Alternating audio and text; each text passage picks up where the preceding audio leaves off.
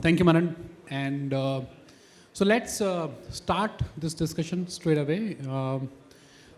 What a wonderful panel. We have Parag from O2, an IPP. We have an equipment manufacturer. We also have global bodies, ISAs, Alexander here.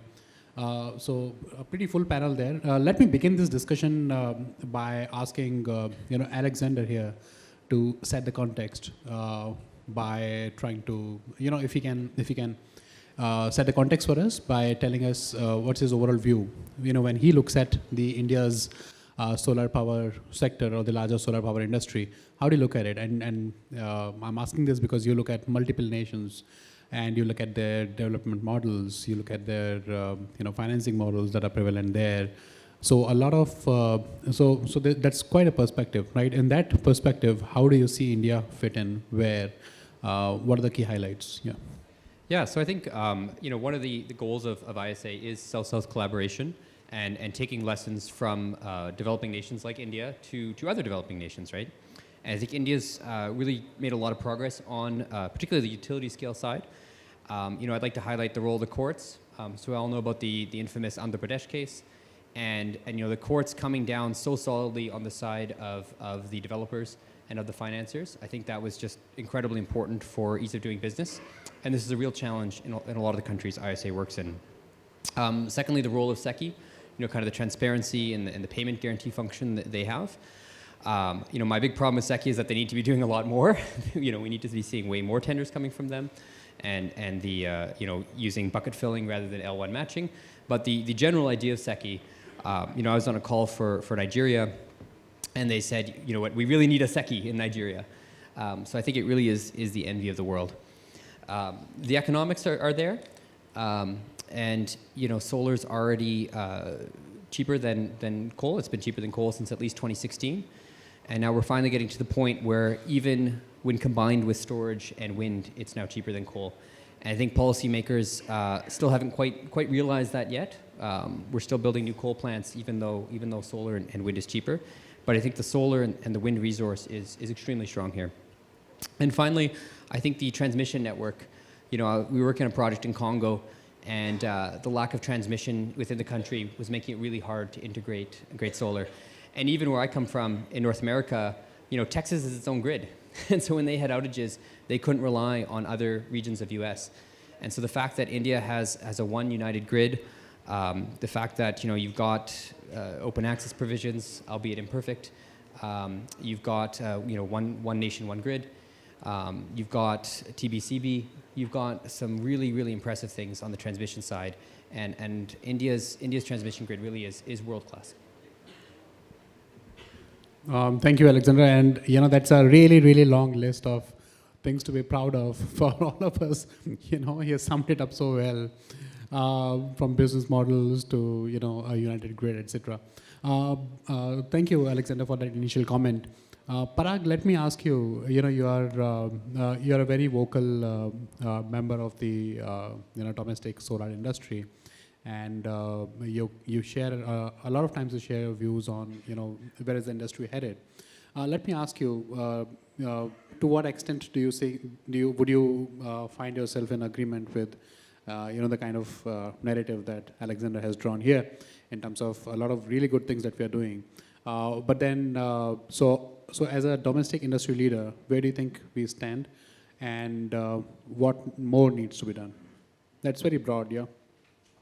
Yeah, so let me first tell you that renewable is a global phenomena now. So we need not worry about the size of the business. So last year, in 2022, whatever installed capacity was added worldwide, 88% of that was renewables. Similarly, if you look at IEA data, it says that whatever capacity has been added in the last 20 years, the same capacity will be added in next 5 years. So that's the kind of growth that we are looking at renewables. So when India talks about 500 gigawatt by 2030, a lot of us are saying, oh, it's not possible. So we are adding hardly 10, 15 gigawatt. How can we start adding 25, 30 gigawatt of solar and another 10, 15 gigawatt of wind?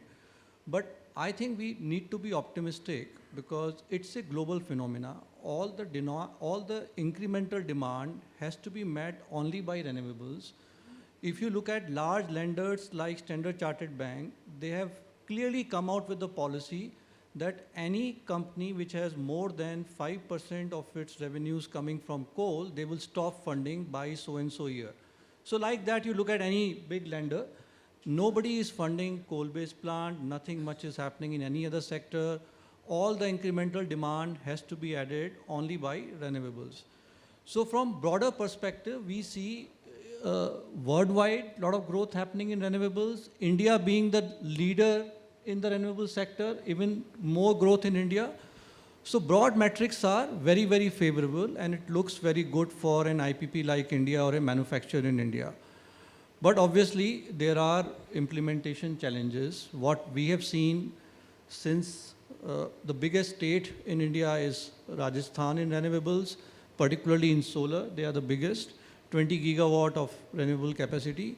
Nothing is happening in the last 1.5 years in Rajasthan, just because of one issue of GIB.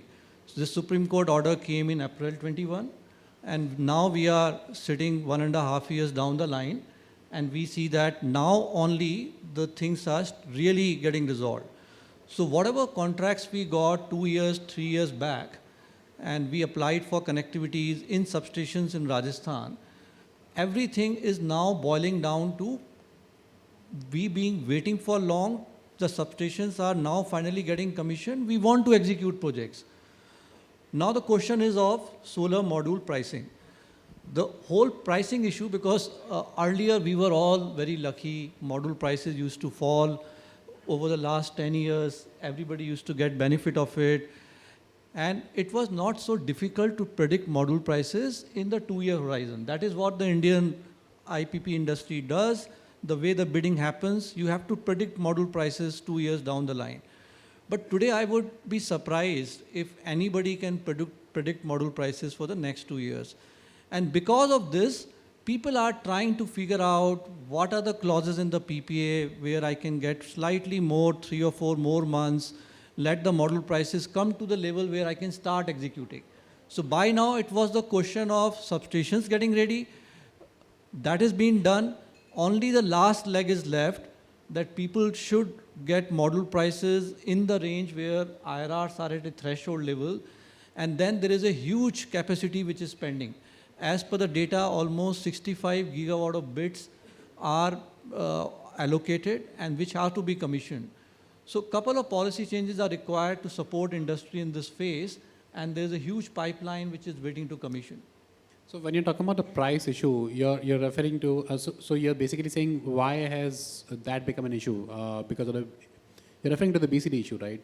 And basically saying that because of that, a lot of new capacity is still to be contracted, right? Is that what you're referring to?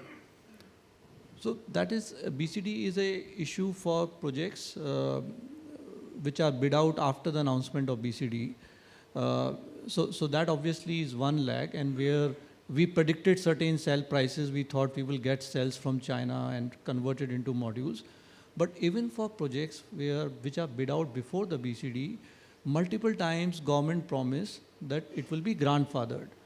But now it's not working out. So what is happening is, if I have to invest in a 400 megawatt project, $45 million of equity, I now have to invest $90 million because I have to pay for BCD also, which is 44%. So after investing 90 million, I am not getting the comfort that I will get a change in law. So which is obviously on papers there, and government says you will get it, but we know that 40 paisa hit on a utility is so big, so they will fight up to the Supreme Court before they really pay me.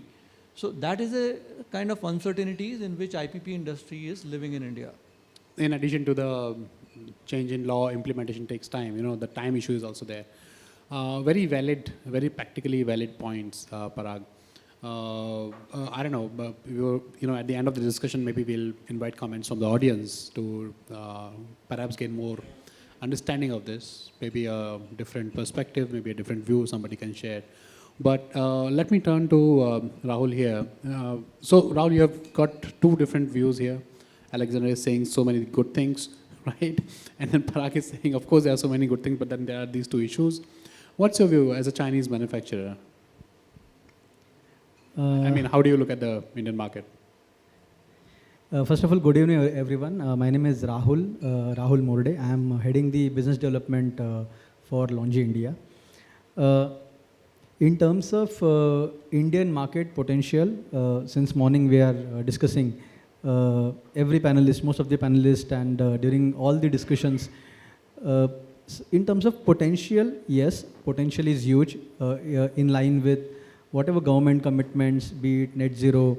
So the net zero commitment and the 500 gigawatt target up to 2030. So in this perspective, Indian market is having huge potential. In line with that, the policy reformation what Parag sir was talking about, that is also important, because eventually IPP has to get the relief because they are investing into the all these solar projects. So in terms of policy reformation, if they are getting support, then market dynamics will also get changed accordingly.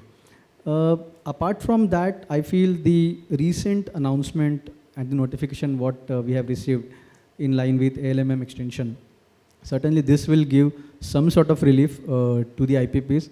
Certainly there are certain catch again in that notification, but still we can say that in this year compared to 2022, I can say 2023 seems to be promising in terms of solar installation. This is what we foresee. And in line with LONGi commitment, I can say the LONGi being a company who can commit in terms of technology and availability, so that the modules which is required for Indian IPPs, we can having a capacity to adhere and address those requirements for Indian market, wherein we can support with our best quality products. And then apart from that, I would say the green hydrogen is a future, which is again a promising area, I would say. For that also, LONGi can contribute in terms of alkaline-based electrolyzer, because we are having, we are one of the largest manufacturer of electrolyzers. So LONGi can contribute towards the sustainability achievement. What is the actually the initiative from Indian government. Thank you. Thanks, Rahul. So, Alexander, turning to you, Parag here says substation completion takes time. He also says that BCD has come up, which is, jacked up costs. Change in law also means that, it comes with time and it's not that easy. First of all, how do you respond to that? Yeah, so no, I think Parag is absolutely correct. The challenge, the BCD, India is a sovereign country. If this is a priority, then they're fully right to do it. I think the challenge is in how you respond to that. And right now, what I really see is a double standard between coal and renewable energy. So right now, we very much see coal as fundamental for development, and we haven't yet reached that stage where we see renewable energy as fundamental for development. And I'll give the example, as Parag correctly noted, all the new capacity should be coming from renewables.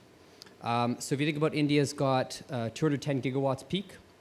It's growing, this economy is growing, the GDP is growing, the population is growing. So let's say 6% demand growth. Well, that's 12 gigawatts peak per year. Now, because solar and wind has a lower capacity utilization factor, we're talking 40 to 45 gigawatts of new capacity every single year that needs to get built. Strictly for development purposes. Not talking about green hydrogen or retiring coal or electric vehicles, just to meet the growing power demands of this country. And so if you framed it like that, saying 45 gigawatts is fundamental for development, paying an extra 40 paisa for BCD, instead of paying 2.4, you pay 2.8, that shouldn't be so much of a problem. We see that with coal, where you had these coal plants that had PPAs at, let's say, 5.5, 6, and now because of this import coal measure, Section 11, import coal measure, now we're importing coal, and so now that coal's costing 6, 7, 8 rupees per kilowatt hour. And the DIRC regulator just last month approved saying, on an emergency basis, yes, you can pay 10 rupees a kilowatt hour for coal. And they turned that around like that, because coal is fundamental for development.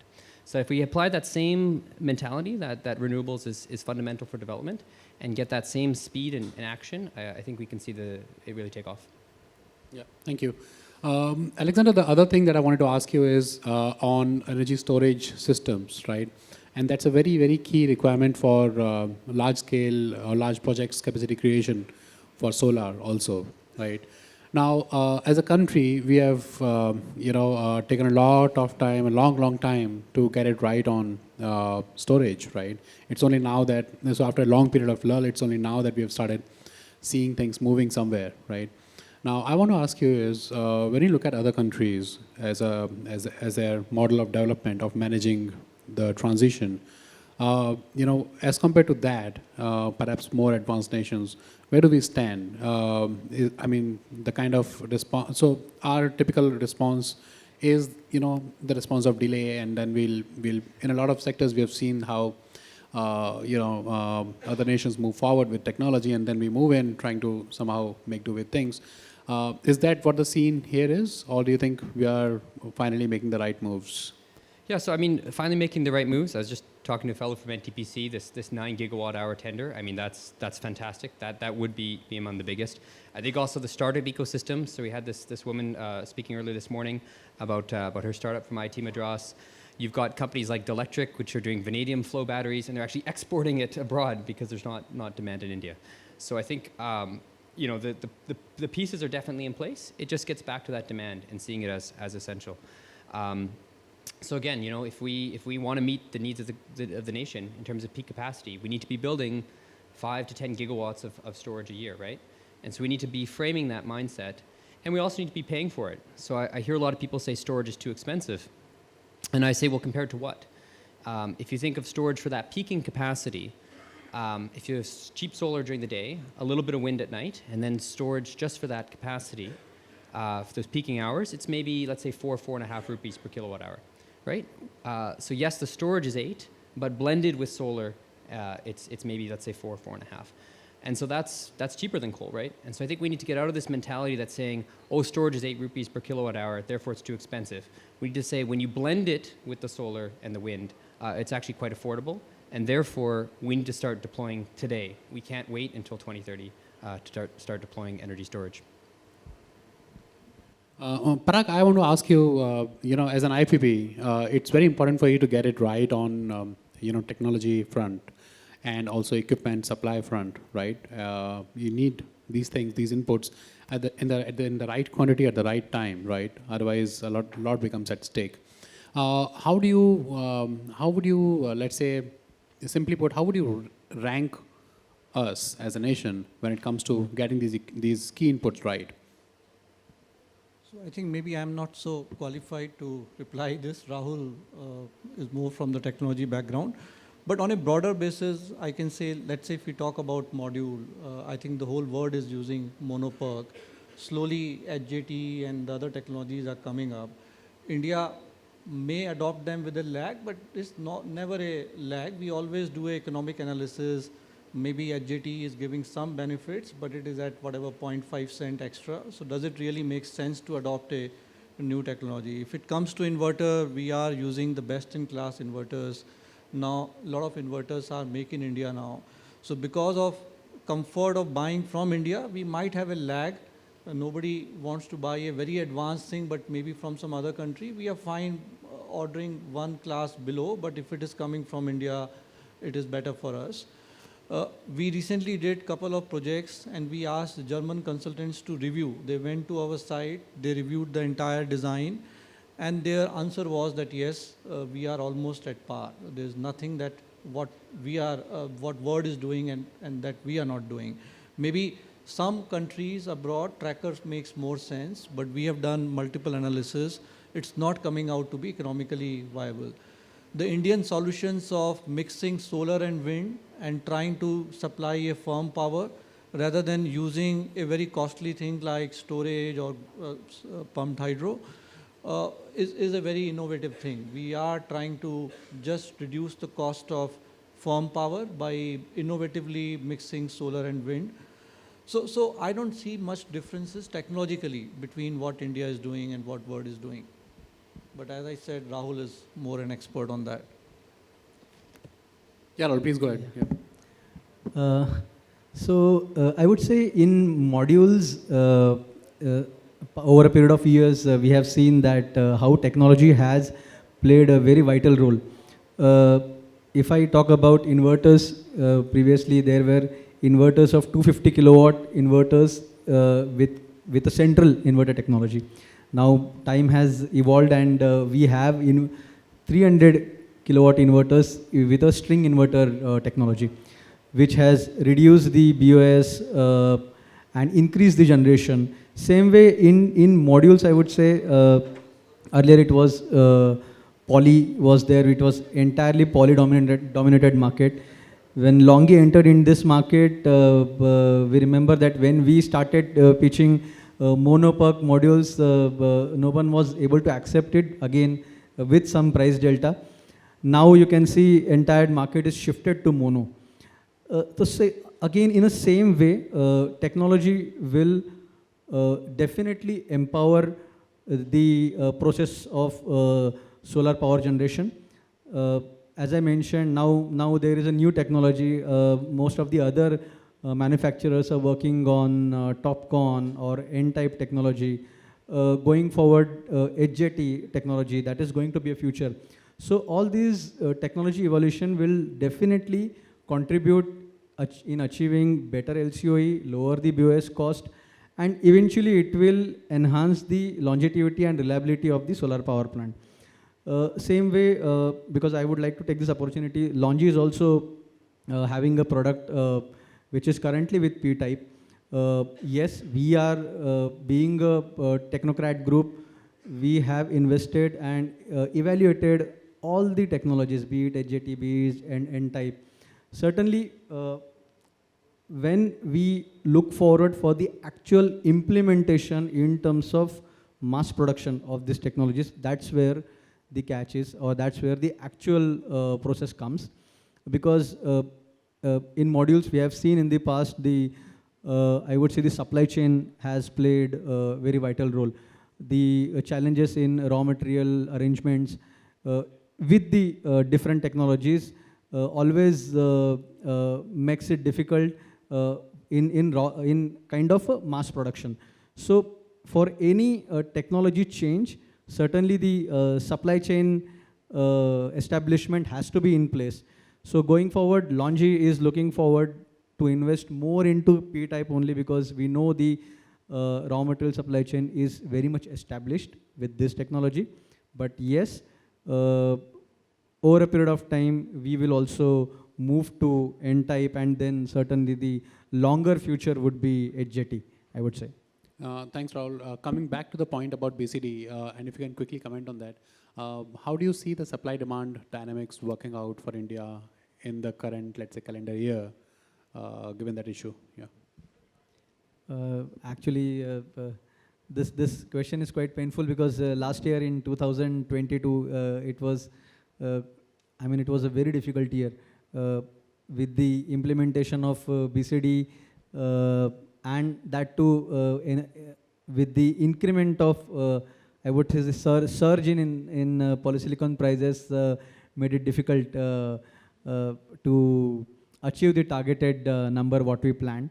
But I would say, since the capacity enhancement is happening gradually, and I would say that certainly the raw material costing will get stabilized the way the capacity is enhancing in China for polysilicon. Going forward, this complete supply chain will get stabilized. At the same time, new technology will get evolved, which will again contribute in achieving the better results in terms of generation. So I would say, this again related to the policy reformation also. So if the all policies are in favor of everyone, I mean, it is the way we are saying in solar also, the BOS is important, balance of system. So here also in industry, the balance of system is very important. It should not be favorable to one, but because the potential is huge, and we believe that the equal opportunity will be available for any supplier, be it foreign supplier, be it Indian domestic supplier.